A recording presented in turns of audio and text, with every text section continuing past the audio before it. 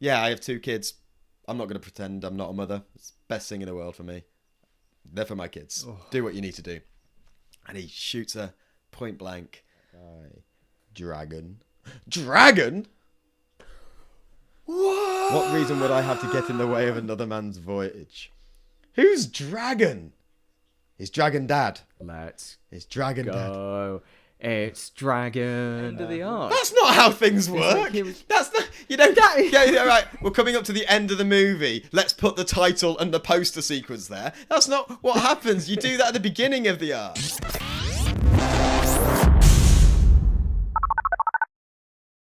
Weird. God, God, okay, Sam. Big news. Hello. Big news. Big What's news. happening? I've been reading One Piece again.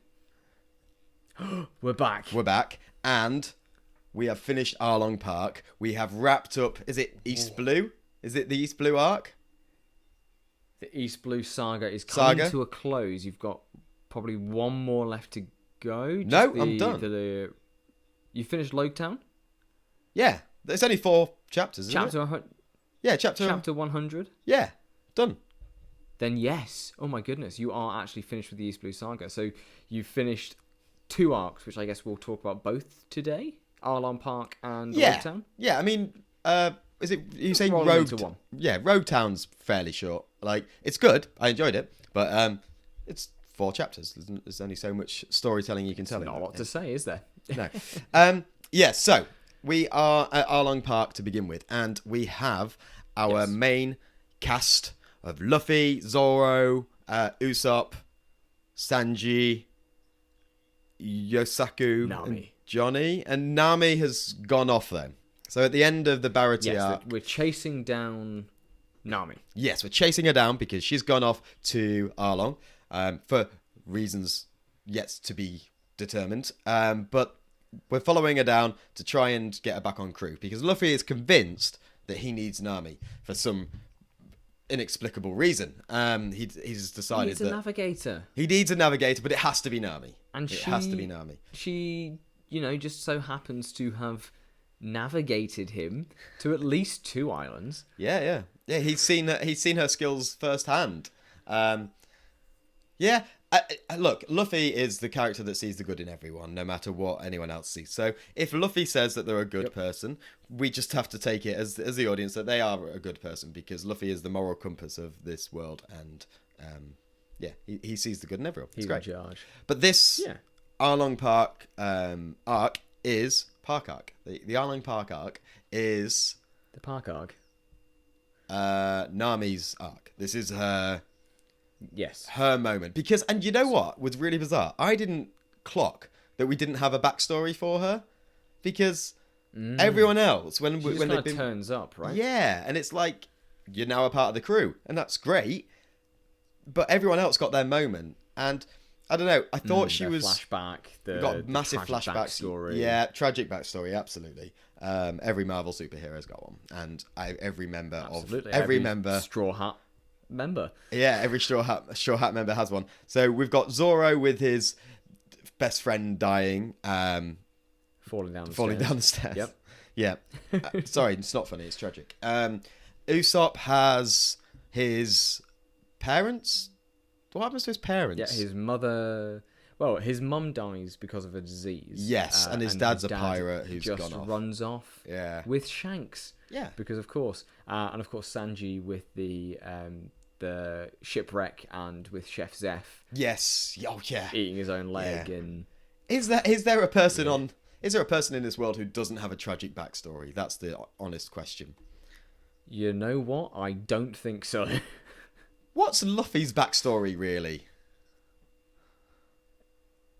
You'll get there. Oh really? Okay. You'll Okay.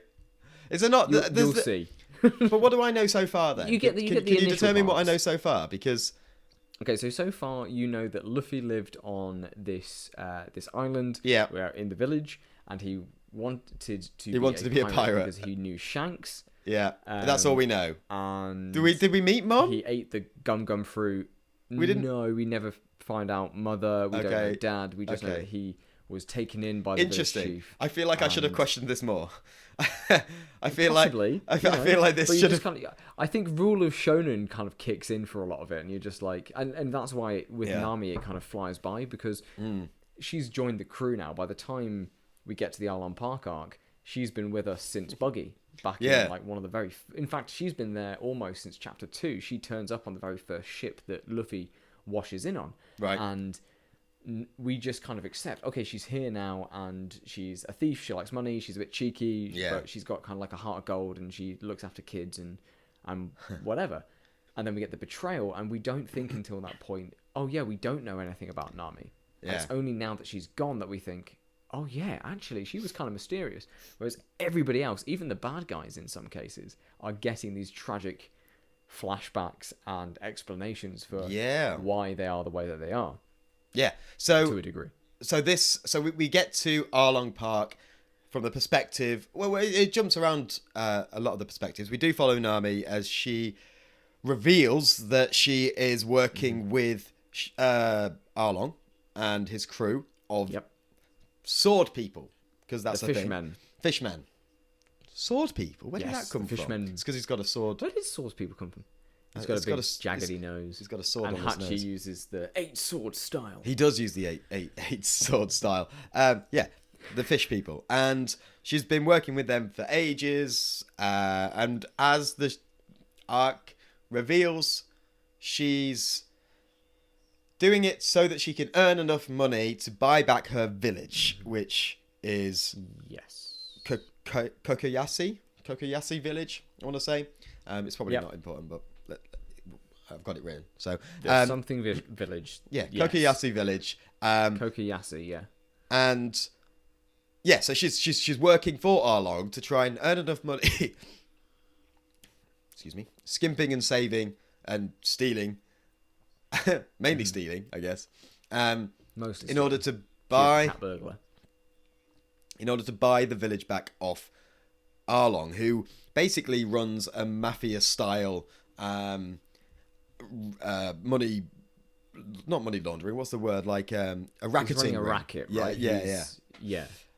So he's going off to these villages, basically saying, "We won't attack you if you pay us every year or every month, whatever it is." And you pay us all this money, and providing you can pay, you'll be safe. We'll protect you and won't kill you. But if you can't pay, we will protect you from us. Then we will kill you. So and there's no two ways about it. They will. They will kill you. They do. As we see in a lot of they're not just talking the talk. They are bad blokes, bad fish, and they are willing to kill to get this cash. Yeah, so how do we feel about this setup? Nami is stealing. Look, do we ever trust Arlong, really? Like, no one on the outside is not like trusting Arlong. I know that obviously it's you shouldn't judge a book by its cover and whatnot, and obviously the fishmen are used in One Piece to kind of talk about race and discrimination a lot. But from the moment that Arlong turns up, he's the bad guy. Yeah, he does seem very clear. He does seem to have a moral compass, though. He does seem to say, like, I'm a man of my word. No matter what, I will honour that agreement. But he also is more than willing to tweak the rules enough so that it still benefits him, and he still gets to keep a hold of. Yeah, I mean, I feel like it was done quite well in that he doesn't really sway from that until quite far in, and then you see this sort of the clandestine sort of knowing look he has in his eye, and then the reveal that he's taking her money basically, so that she has to start from scratch. She's almost saved up the 100 million berries.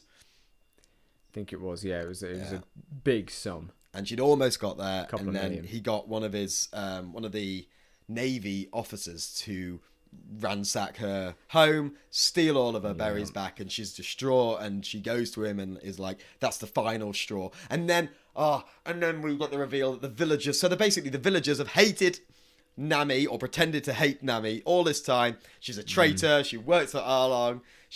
Belmare would be so disappointed in you.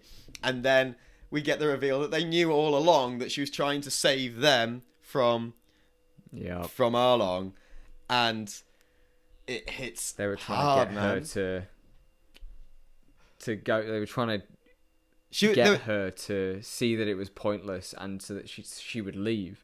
So they were trying to make themselves the baddies, right?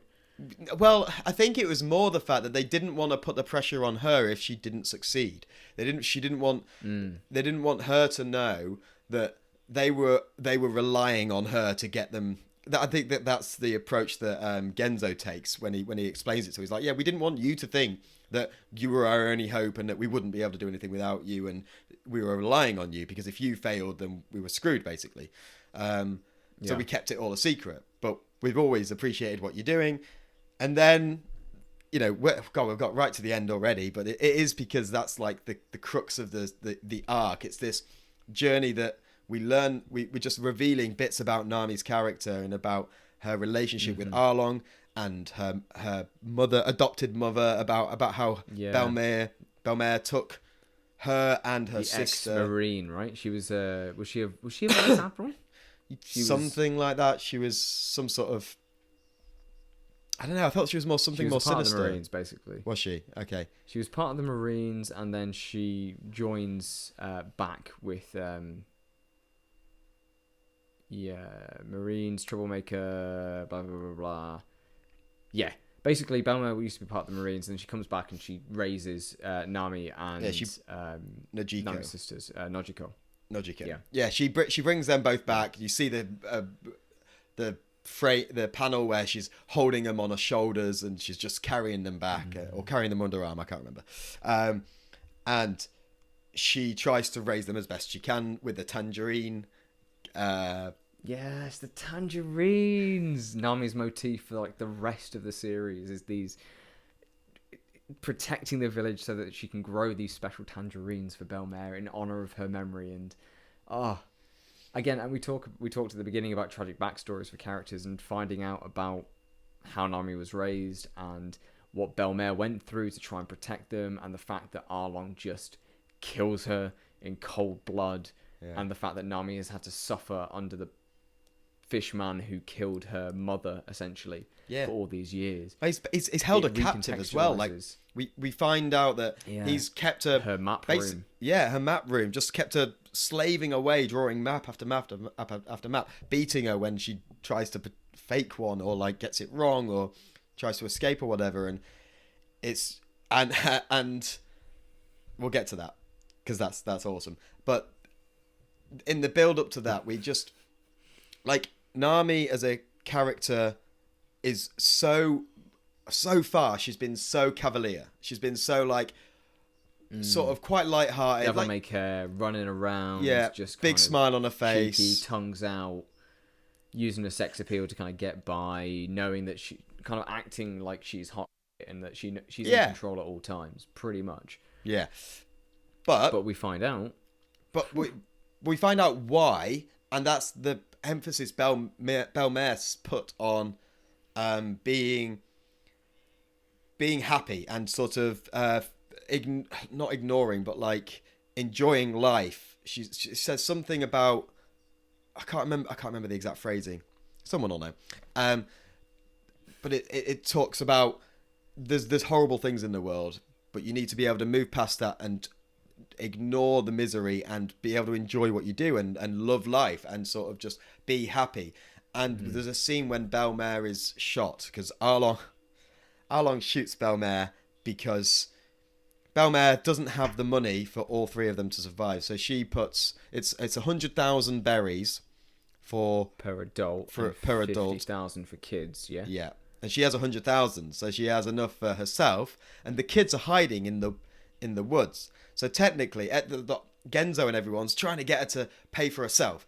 Pay for yourself. The kids are hidden. They don't know you've got kids. They're not registered with you. You adopted them. They're like they don't exist. And they buy it. The pirates buy it. Arlong buys it, and she gives over the money. And then she says, "Those are for my 2 kids." And Arlong turns back and he's like, "What? Yeah, I have 2 kids. I'm not going to pretend I'm not a mother. It's the best thing in the world for me. They're for my kids. Do what you need to do." and he shoots her point blank. And just brutal. What a panel as well. Just that Yeah. silhouette of Arlong taking it. It's so brutal. It's absolutely, yeah, it's awful. And yeah, so then from that moment, that's when Nami decides this is a cruel, horrible world. We need to be strong, and we need to sort of. She just puts like an emotional blockade on everything, and she just does what she thinks she needs to do, and goes to work for Arlong, because they find the maps in her house, so they know that she's good at.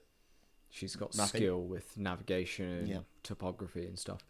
What I really like about Nami's skill set and the way in which Arlong abuses it, the fact that she's really good at reading maps, she's really good at navigating, and her dream is to create a map of the world. But even though she's in this awful situation where she's owing millions of bellies to Arlong, is that she's still following her dream, even though it's a means to an end to pay for things.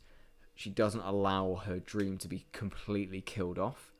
And I think that speaks a lot to the strength of character that Nami has, and that she inherits from Belle-Mère, is the idea that making maps and navigating is what makes her happy. And she's able to use that and use part of the dream. Not obviously fulfill her dream yet, but she can use that to take a step and to gain freedom from Arlong.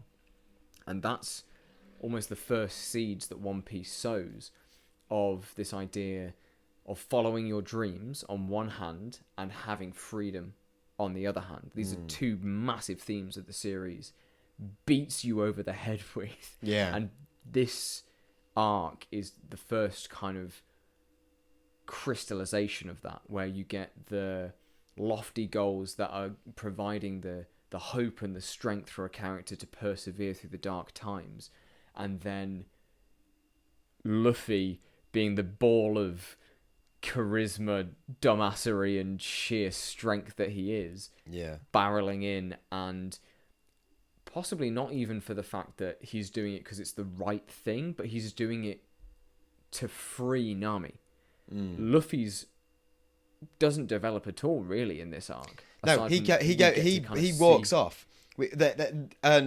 Nojiko tries to explain to the crew why Nami is the way she is, and Luffy goes, "Don't care, I'm off," and he just goes off while, and I think Zoro falls asleep as well. So it's just Sanji and Usopp listening, and it just goes to show so much of what you just said. Like, Luffy doesn't develop, and his focus is just freeing Nami. Yeah, absolutely. Yeah. It's very interesting. And sorry, go on.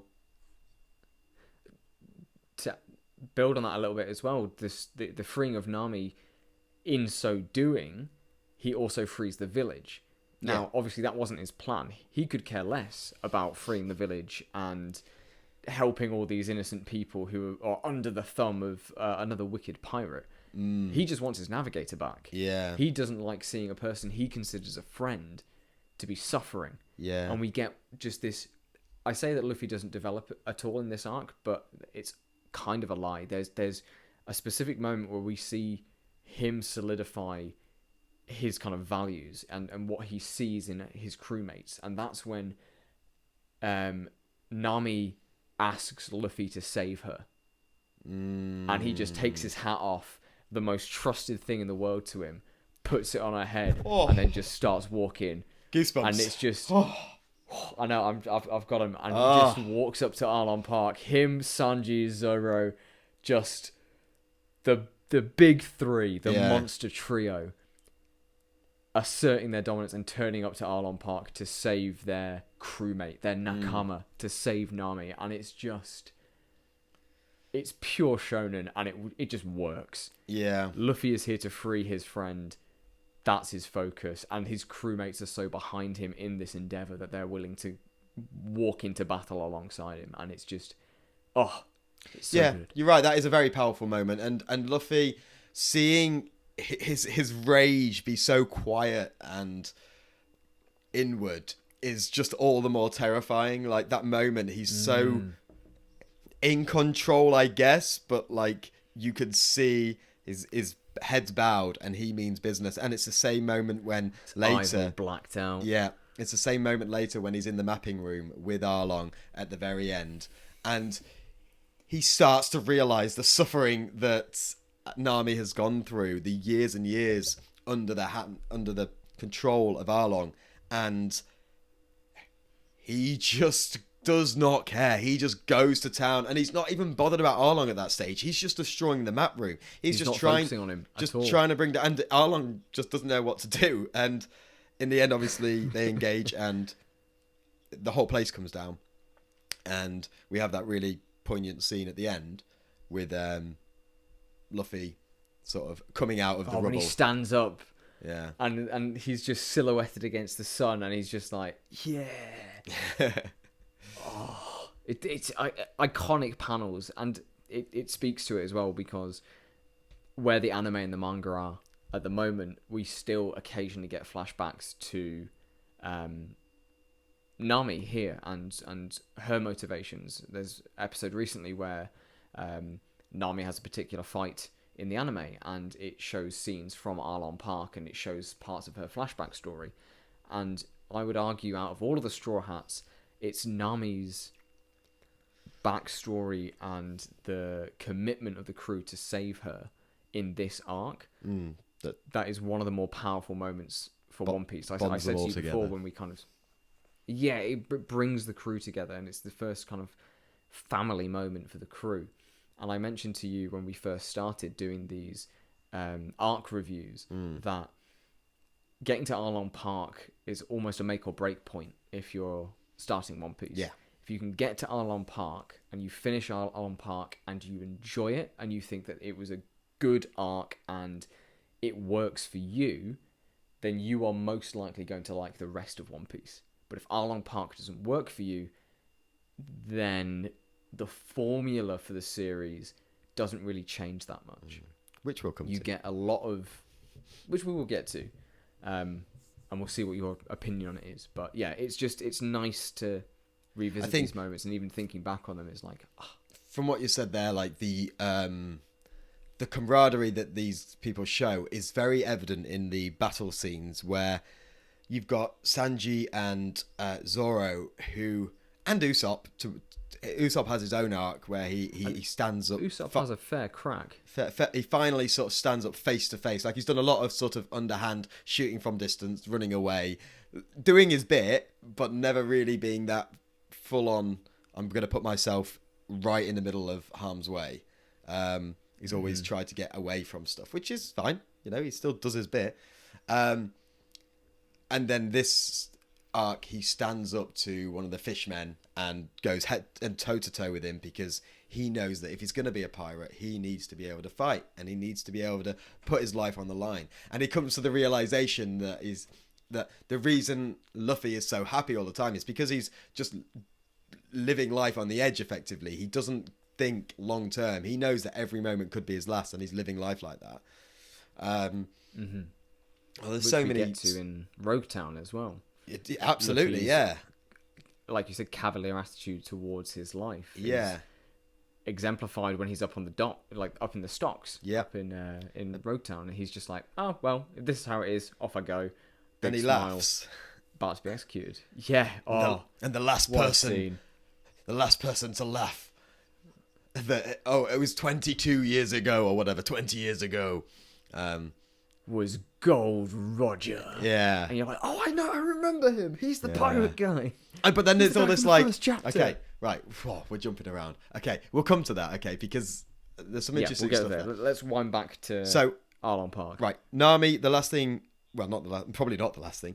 The one thing that I wanted to sort of bring us back to with Nami's arc here is that you mentioned about the fact that this is a really sort of, you see everything comes together. You get that like really deep moment with the suffering and that overcoming adversity sort of storyline, and it's the first time we really have that done to this scale. And I think it's the scale thing that matters, and the the way it's structured, because we do have that in the other characters. Like, everyone has to overcome adversity. Every character has had to overcome something to get to where they are as part of Luffy's crew.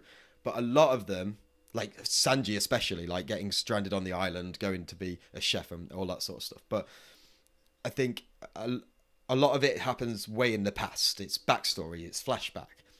And Nami's still living this, and it's so much bigger than everyone else's, because she's done it for the last 10 years or whatever of her life, and has just worked, and no one has realized it. She covers it up. She doesn't talk about it. She keeps it hidden from everyone. She thinks that she needs to carry it on her shoulders, and no one else's. And as that is revealed, it's still so raw and so livable and going on right now that it just hits so much harder.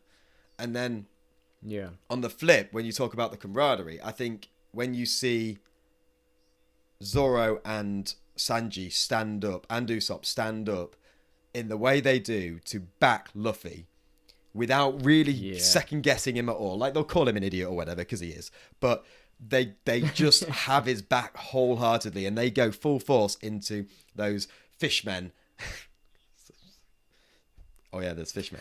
The fishmen. Yeah. Oh yeah, this is a battle shonen, so it's got to be monsters of the week, right? So we're talking all this deep stuff, and it's there's a guy with kissy lips that tries to kiss Usopp to death. Oh, there's an octopus that tries to fight Zoro with 8 swords because he's got 8 arms. Some of the comedy moments in this are brilliant though. Like that like the is it Hitachi, the octopus guy? Yeah. The way he's introduced as this sort of lovable character. He helps Zoro. He just takes Zoro to where he wants to go. He's like, hey, you must be a friend of Arlong. Sure, yeah. I need to get there. Sure, hop in the barrel. I'll take you over now. It's great. Good to have another. See you later. have a good trip. I'm off. And then he's just betrayed. He's like, I helped you. I helped you out. Come on, dude. Yeah. I love the you say, speaking of comedy moments, there's a lot of that in this arc, for all the seriousness and the despair and the hope and the overcoming adversity. It's still One Piece at the end of the day, so there still is a lot of funny moments that keep working. The sea monster that they fight on the way sea cow that has to try and choose between whether to listen to Luffy or to listen to Arlong, and then gets beaten up again anyway. Or felt so sorry for that sea monster. Luffy picking up Arlong's teeth and then putting them in his own mouth to try and bite Arlong back. And it's like, and then or he sticks his feet in the ground to do like a big move, and then he gets stuck, and so we're just and gets thrown into the water. Pull his head out of the water. Yeah. And that was good as well. Like, they just put him out of commission for like half of the arc because he's in the water and he's unconscious now, and they have to resuscitate him, and they're going down there, and the battle sequencing is so much better that it's played out over a longer period. The key people we know who the key players are. It's 1v1 mostly, and it's entertaining. They've thought really well. Even. Yeah, they've thought well about how it's going to work. And again, contrasting that to the Bharati arc, which struggled a lot with who was the main player here. What was the throwing in? I can't remember the guy. Why should I care about who Don Krieg is and why? Yeah. Like, you care more here because even if they are still just minions, they are minions who have been there since the start of the arc. They've had a bit of development, and also they worked for Arlong, who we now know in great detail is a bit of a bastard. Yeah. And having all the characters matched up with somebody of comparable skill is really interesting. We got Sanji, the kung fu kicking man chef, who goes up against a karate master from the Arlong Pirates. Zoro, who uses swords, goes up against another sword master. Usopp, who's a sniper, goes up against somebody with ranged attacks, and this kind of serves as a way to show off everybody's strengths and letting them go all out against like a mirrored opponent, and we get to see what they can do for the first time, and it's just really interesting. And the paneling is great, and the action is fun, and the fights feel weighty, and nobody gets out of it unscathed. Everybody's taking hits on both sides. Well, Zoro is going into it pretty much on his last legs after the fight with...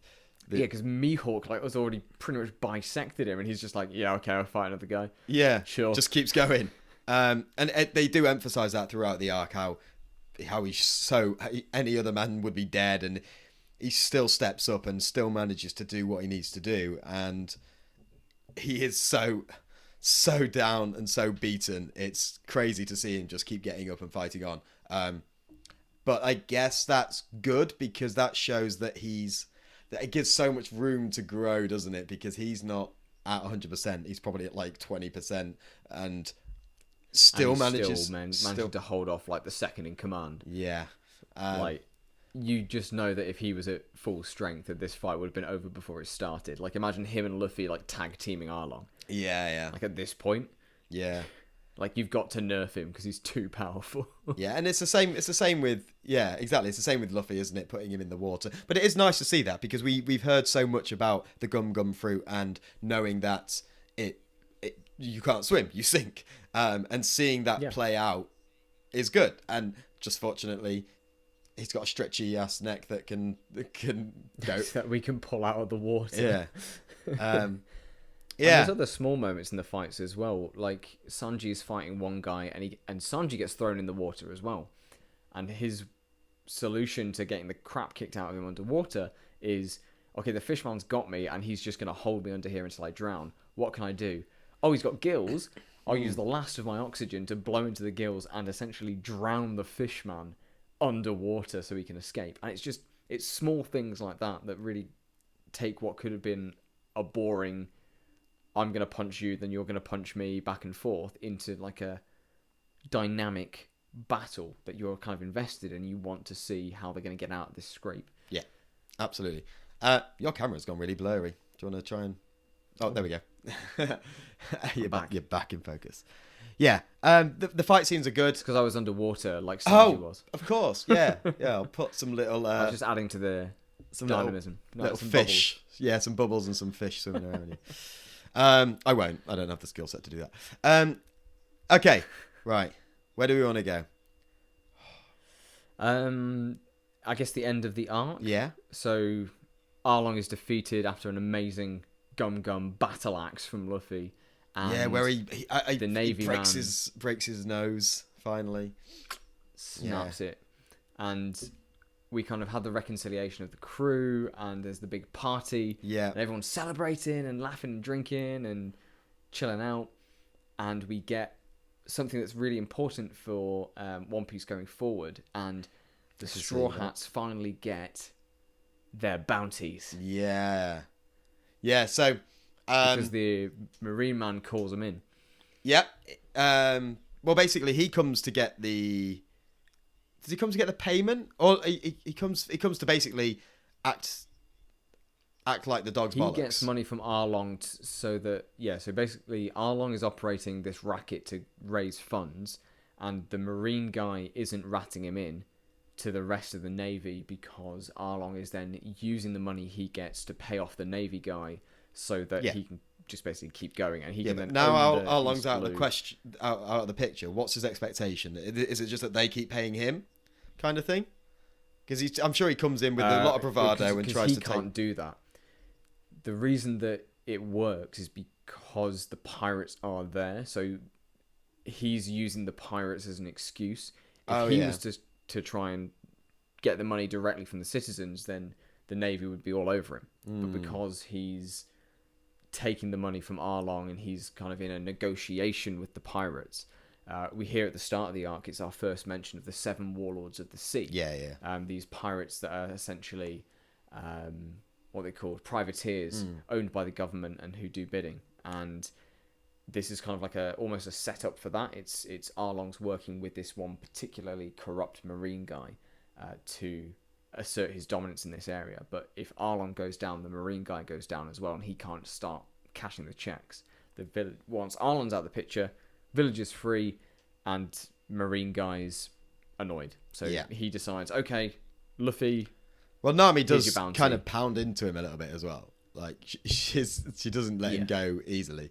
And yeah, then he calls up the head of the Navy and he's like, this Luffy character, he needs. We need to get him. Why? He's a bad pirate, bad man. He's like, a bad pirate. He beat up a bunch of people. I've seen him do horrible stuff. 30 million. Yeah, the most we've ever put on a rookie. On a rookie. Yeah, sure. Okay, that seems like we don't need to check this out. Yeah, we don't need to any more confirmation. No further questions. Yeah, no further questions. Which I guess a bit of a. I don't know. I don't necessarily like that. The fact that they just accept the fact that this one guy, bounty, and who, if you know anything about him, he's a bit dodgy anyway. He feels a bit sort of corrupt. But we're just going to take his word that this Luffy character is the big bad now. But yeah. Yeah, he's called Nezumi, which is Japanese for rat as well. So, like, he's Nezumi. There's another character called Nezumi, isn't there? In another series we've watched. Nezumi. Isn't Nezuko? Nezuko. Maybe I'm thinking of Nezuko. Okay. Nezumi? I'm sure I've heard it somewhere. Anyway, it doesn't matter. I can look it up. Okay. Cool. Yeah. So then he's got his bounty. Very happy with that because he wants to be a pirate. Nami and people are a bit more wary. It's like, this isn't a good thing. I love Usopp's reaction. He's like, what do you mean? Yeah. We're going to be wanted by the government now. Yeah. And Nami posing for her photo. Of course. And then we go to... And then that arc finishes. They sail off. They're very happy. And they go to the town. Yes, so we get the end of our East Blue arc, our starting point for One Piece, where we enter Loguetown. The last town before the Grand Line. Yeah. Which was surprisingly, normal, for want of a better word, considering that I thought this was going to be like Tortuga in Pirates of the Caribbean. Like, it's the last place you go. Lawless, yeah, just chaos. It's where people go to trade and get ready and get supplies ready for the Grand Line. But no, it's just a big town, or so it seems at this stage. Yeah, just a pretty normal place. It's also got the big naval base, the headquarters of the naval base on. Yeah, it's got a Navy headquarters there, so I guess that's probably why it's so... Yeah. Kind of, like, pirates are there and they can be there, but the Navy's there. And can they be there? Essentially. Because I feel like they're pretty quick to respond when Luffy starts causing shenanigans. Yeah. Is it Luffy? It's not Luffy. There's shops and stuff. It's more Buggy and what's her face? He's just someone? Yeah, he's just catching the view. He's just catching the view and everyone's like, get down from there. Did you have no respect? What did you think to the parallels, that obviously the very clear parallels drawn between Luffy and Roger and his eventual escape from the stocks? The lightning? Yeah. Okay, so this is where this is what I wanted to talk about earlier. There's a bit of spiritual symbolism going on, I guess. Like, a storm comes in and everyone's saying things like, is there a higher being that wants to help this person get away?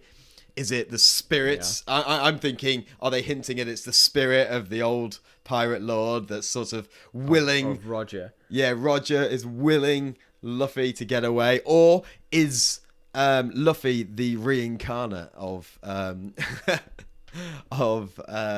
Roger? Or was it his dad and he's got some spiritual link and he's controlling the elements to help his son? I don't know. Like, all of these are potential options. Given what we talked about, some good theories of the week story earlier, I think it's too easy for it to be his dad. That would disappoint me if we find out that Roger was his dad. But who knows? And okay, but it'd be nice to think that it was there was something bigger than... I don't know whether I want that, though. I don't know whether... Because it's so... I was going to say, do you really want it to be like a Destiny thing? Or Not like really, no. A Beyond the Grave? No, I want it to be by sheer luck and determined and willpower. Luffy just dumb luck. Yeah, absolutely. Just dumb lucks his way through everything, just continuously. And then, just to have that realization when you're 1,000 chapters deep, looking back and going, huh. Right? Okay, yeah. That happened, yeah. Over if he'd lost that coin flip. Yeah. Yeah, like changes the face of the earth because he decided to punch the cow instead of stroke lightning it. Strike. Yeah.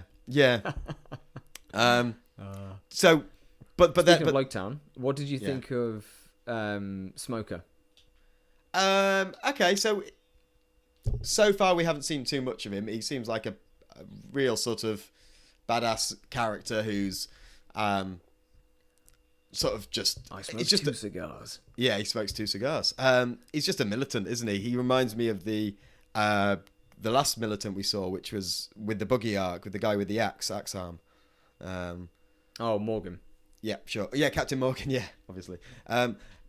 So yeah, he reminds me a bit of him, sort of in his character design and that sort of rugged, just head militant bloke. Yeah, what do you think of his powers? Because this is where we get introduced. Have we seen his powers? Well, he's Smoker. He's made of smoke. Is he? Yeah, Luffy tries to punch him, and it just goes through him. When does that happen? He hasn't seen him yet. In Loguetown. I haven't got there yet. Oh. So you've not fully finished the... I got up to Loguetown arc. I got up to chapter 100, and then I stopped because it was like all new cover art. And did you read chapter 100? No. Well, then there you go. Is it in chapter 100? Chapter 100 is the last chapter of this arc. I thought chapter 99 was because it was like it had like a clear brand new double page cover art for chapter 100, and seemed very because it's like that's the end of the arc. That's not how things work. That's the yeah, right. We're coming up to the end of the movie. Let's put the title and the poster sequence there. That's not what happens. You do that at the beginning of the arc. You do that at the beginning of the film. Did you not think it was weird when they hadn't left the town yet and like? Well, no. Okay, so my logic was that explains a lot of like your current like thought process for the Loguetown arc. You need to read that last chapter because it is a stacked chapter. Well, see, this was my thinking is that Buggy no one's fought anyone yet, so I don't see this arc ending in a chapter. I thought this arc would take chapters and chapters because they always play out lots of different fights and things going on. There's new characters introduced, so like it's not just going to be a non-combat arc here and there. That's okay. Not to wrap up a whole location.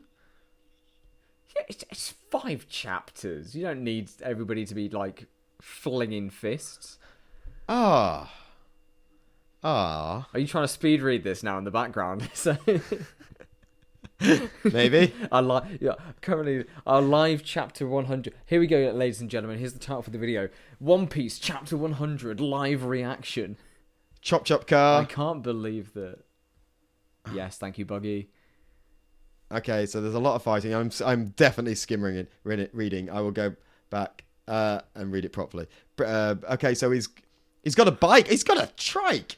Oh, that's a machine. A trike? It's like a 3-wheeler motorbike, big beastie thing. You don't know? See if I can show you. Buggy, right? Yeah. No.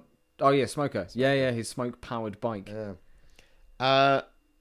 Okay, so Buggy's caught. Oh, they're supposed to be burning the ship, but it's raining, so they're not going to. Oh, Lion Man's back. Oh, I hate that man. Damn that guy. Yeah, I saw him rock up, and he's now the bike's the Lion is now a motorbike as well. It's got like the light on and handlebars out of hair. Everything's a bike. Everything's a bike. Everything could we don't have time. Nami told us to hurry back to the ship. Everything's a bike. Whoa! Did you know this Zolo. Lion's a bike? Roanoa? How do you say his first name?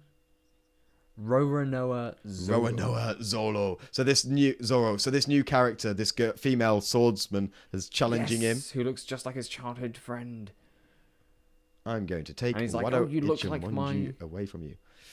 Oh yeah, because he said, so he goes to the sword store, yeah, and he gets the cursed blade and he throws it in the air like a badass, and it spins around. I saw that. That was in the last chapter. I saw that. So he's got a pinned up against the wall. I like that there's enough weird stuff here. Like, even though the plot's flying forward, we still have this idea that, there are cursed blades and there are spirits and things that can kind of get in the way. So that world building that probably won't get mentioned for another 300 chapters, but it's there. Oh my god. So he's basically falling in love with this girl because it looks like his childhood friend. And she even says the same things as her. The name's Smoker. I'm not letting you get away. Okay, so he is actually made of smoke. That is bizarre. So he's kicking, punching. I'm not. It's not working. It's not working. You're the one worth 30 million berries. Correct. Oh god, me. Oh, slams his face. Oh, your looks ran out. What's he gonna do? What's he gonna do? Oh, dun, dun, dun, who's this guy? Dun, dun, dun, dun, dun. Big reveal. The world is waiting for our... Wait, what? The government's after your head. The world is waiting for our answer. Wind blast. Okay. Everyone just goes flying. Wind blast. Go ahead if that's your way. Why are you helping that guy? Dragon. Dragon? What reason would I have to get in the way of another man's voyage? Who's Dragon? It's Dragon Dad. It's Dragon go. Dad. It's Dragon. Will doesn't know who Dragon is yet. Let's go. I'm a really slow reader. I'm sorry. That's all right. I'm sure everyone's really enjoying the cliff notes of Chapter 100 of One Piece. So the swords. What's the cover art for Chapter 100? I'm not showing you now. You look it up. One Piece. Zolo, I'll put it up on the screen now. Pow! Probably didn't. Zolo won't get away with this. So she's after Zolo now. You don't tell me what to do. Go tell them the Grand Line is outside our jurisdiction. Oh, so basically he's going after them. To the Grand Line! I want to get even with that darned rubber boy too. Okay, so Boogie's going to the Grand Line. And Smoker's going to the Grand Line. And our crew are sailing off. And so is Luffy. I'm going to be king of the pirates. I'm going to be the world's greatest swordman. I'm going to find the All Blue. I'm going to draw a map of the world. It's cute. Yeah, I'm going to become a scene brave... and they're all putting the feet on the barrel. I'm going to become a brave warrior of the sea. How are they doing that in a storm? That is completely unreal. The ship's getting thrown left, right, and centre, and they're all standing one-legged, balancing with a foot on a barrel. Ridiculous. That's the most ridiculous thing I've seen so far. And that's the end of the chapter. Just like the rubbermen, fishmen, and smokemen. Yeah. Oh, wow. That was intense. Nice. Thank you for being with me on that journey. It's okay. I'm here to emotionally support you through all these crazy reveals and landmark chapters. Who'd have thunk that you're now a tenth of the way through One Piece? I know. Like you said, you're live. You said it was going to be a mammoth task. It's not that big, really. I'm already a tenth of the way through.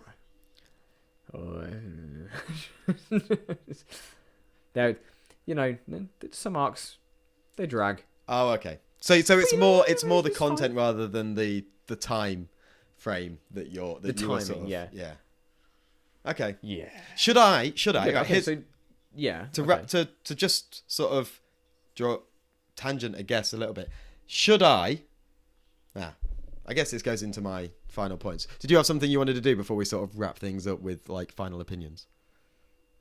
No. By all means, go. What's your final big thought? Okay. Well, first of all, we did talk about ranking the arcs, but frankly, that doesn't interest me too much.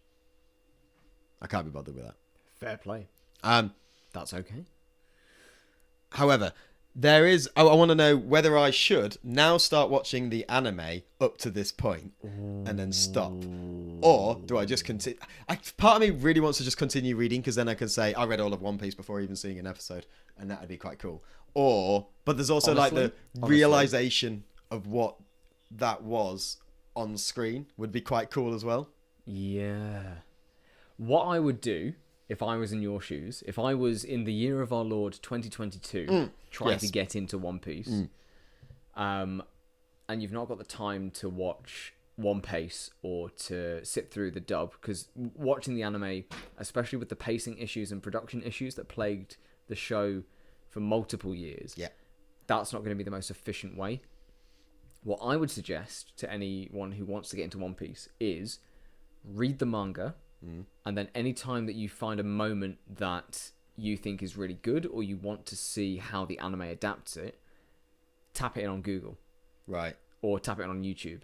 Because you are absolutely guaranteed that somebody has clipped that in some format in the original Japanese or in the dub or in whatever, and you can then watch those key moments. Interesting. Okay. So that's cheating. I did when I'm not opposed to that. First, it is kind of cheating, but when I first started kind of getting into One Piece, I could never get past Usopp's Island in terms of watching the show, because reading the manga, it just feels so much quicker because of the way that Oda does his panels and the way that the story just flows naturally.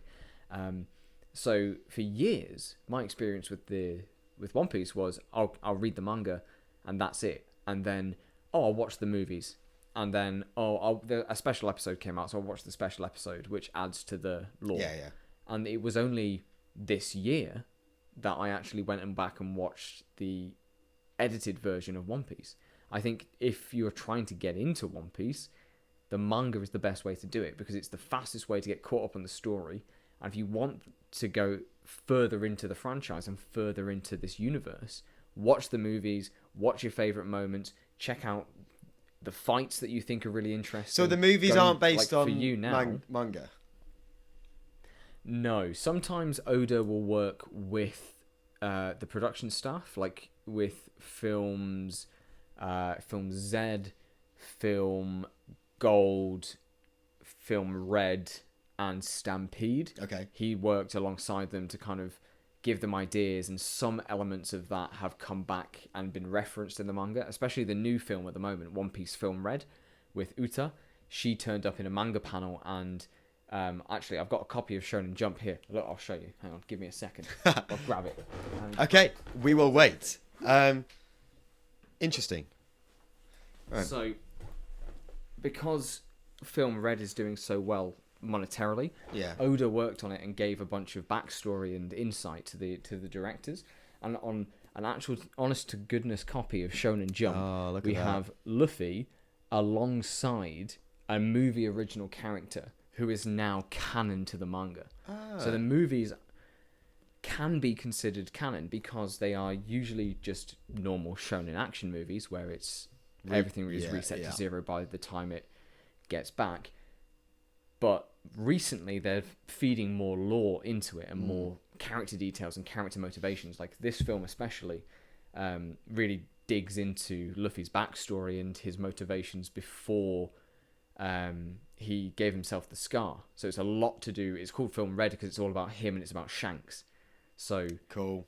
You can enjoy that and delve further into the One Piece universe. So yeah, so read the manga, watch the fights from the TV show, and then watch the movies. Okay. I think it would be my advice to anybody who wants to get into One Piece and what you're kind of doing at the minute. Okay. And then if you're a psychopath, go and watch One Piece. Yeah. Or the uncut version. No, I think I'm going to follow that advice. That sounds good. I'll carry on reading. So, yeah, to sum things up, Sam. Yes. This whole arc... The end of two separate arcs. Yeah. Well, both of these arcs, then, were very, very good. A lot better than Bharati. That, to me, is probably going to go bottom in terms of the arcs that if we were going to rank them, that would go bottom. Because it just, for loads of reasons that we spoke about already. These two... Mm-hmm. are funny in the right way. I spoke very briefly last time about the fact that I really liked the Buggy arc. I think it was because No, it wasn't the Buggy arc. It was Usopp's Island, because of the stupidness of the way they got places and like how they weren't all together and they handicapped people. Was very creative, and I think they did the same thing here with, you know, them all being separated, and then there was moments where Zoro was in the wrong place and he went to look for Usopp because he found out that Usopp was in trouble, and Usopp went to look for Zoro because he was in trouble, and they just completely missed each other. And they pass each other by. And the beginning of Zoro getting lost, the meme. yeah, and then Zoro gets kidnapped because they leave him on the ship at the very beginning. They panic and just bail, and he's tied up because he wanted to go fight, but they tied him up first because of his injuries, so that he doesn't injure himself. Yeah, and then he gets captured and has to break out and kills all of his guards. Basically, takes out everyone by himself. It's just got some really good, funny moments, but alongside all of the huge backstory from Nami, learning about her, that whole thing. And then it all just ties up so well with Luffy's determination and that sinister... And getting to see him be a captain for the first time. Yeah. And just to see his resolve of protecting his crewmates is just... Oh, yeah. It's big. But also that he is just a massive dumbass and will go and jump onto these holier-than-thou scaffolding and be told off by everybody and get himself into a position where he could be killed. Like, so good. Who is this dragon guy? I'm so curious. Like, what? Find out next time on One Piece. But that's the other thing. I think the very beginning of that chapter shows Dragon. It starts with Dragon, and that, I'm sure it does.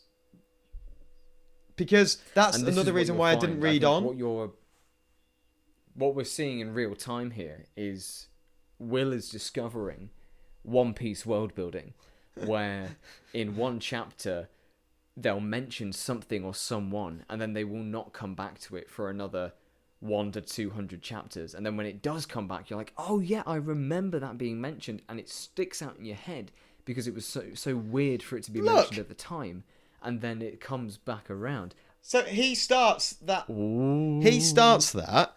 And I saw that and I was like, I don't know this character. This is The Legend Begins. The Legend Begins, Sam. So it's clearly a new arc, right? That's my thinking. Then I go to the next one and it's the double page spread of chapter 100, One Piece, The Legend Begins. And I'm thinking, okay, so this is a brand new arc. And then it starts with Buggy and it's going to be this new thing. So I think I'm justified in thinking that's a new arc. I'm sorry. But you've had a live reaction to it. You can think that, but you are incorrect. You should just keep reading. Yeah. Okay. Finish when it says 96 to 100. Read 100. Yeah, but is that inclusive or exclusive? I'm sorry, that's a mathematical question. 96 to 100. Is that inclusive or not? Don't you dare bring maths into my shonen. Don't you dare bring that in here. We're not power scaling here, Will. No, we are on the berries. We power scale a lot with berries. On the berries. Because it's absolutely. Yeah. What's the value of a berry? Yeah, I don't know. 1 to a yen. What would that be in today's money? How much is Luffy worth in British pounds? Let's go. 30 million yen in pounds. Okay, so in modern day, Luffy's first bounty in English pounds would be... Oh, first bounty. Another spoiler there. £182,000. 100 what? £182,000. Pretty good. Pretty good. Pretty good for a first time round. Yeah. Back in those days as well. Think about it. Yeah. Those days. Which days were those, Sam? Which days do you remember with, stretchy sword men and fish people and... Those days, what era is that? Once. Yeah. All right. Okay, let's leave it there. I'm going to carry on reading, so we'll check. Oh, I'm so glad. Check back in. Maybe in another arc, maybe in another couple. We'll see how exciting they get and what happens next. Yeah, lots going on. Fabulous. So we'll. Yeah, lots going on. Still enjoying it? Still enjoying it, yeah, absolutely. That arc in particular was really good. And I'm very intrigued as to see where it goes. And it's such easy to just pick up a chapter and just flip through. Just did it then. 1 or 2 before bed. Yeah, Off you go. All right. Well, I'll see you next time, dude. Take care. See ya. Peace out. Bye.